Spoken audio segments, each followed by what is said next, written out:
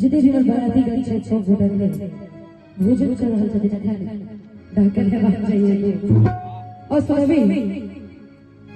और गीत हमरा बाजा राउंड बहुत जगह आवाज में शुरू चलेगी YouTube पर देखकर काफी प्यारा शनार भाषा बोलने के लिए और सुनबी फिर से नहीं पता भेकेला वही कि जोगी गुरता हम सब करे छी पूछा हसो में गीत सुनब की गा समझ गेला जोगी गुरता हम सब करे छी पूछा समझ गीत सुनब की गा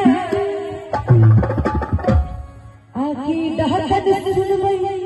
बेटा के दिया और गाँव सरकार के जितनी बराती अच्छा है सब देला भाई ने करके धोखे पूरा सब पागल छी पूछे सब दिली के सुनल किया आकी दहकत सुनबै बेटा के दिया ए लोग सुनबै बेटा के दिया सब देला भाई ने करके धोखे सब पागल छी पूछे सब दिली के सुनल किया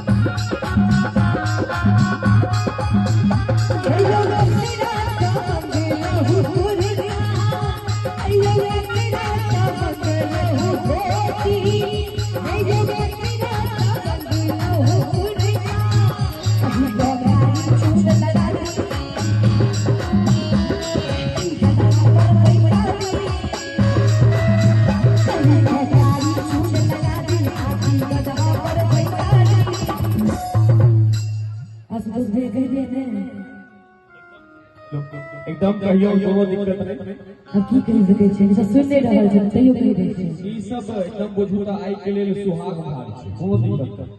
हे यो ककरा संग लहु धोती हे यो ककरा संग लहु घुरता आ कहीं तो कारी चून लगा दी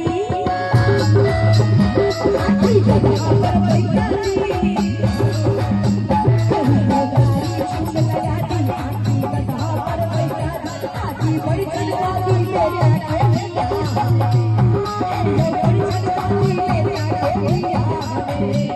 सब देला भाई ने करके धोखे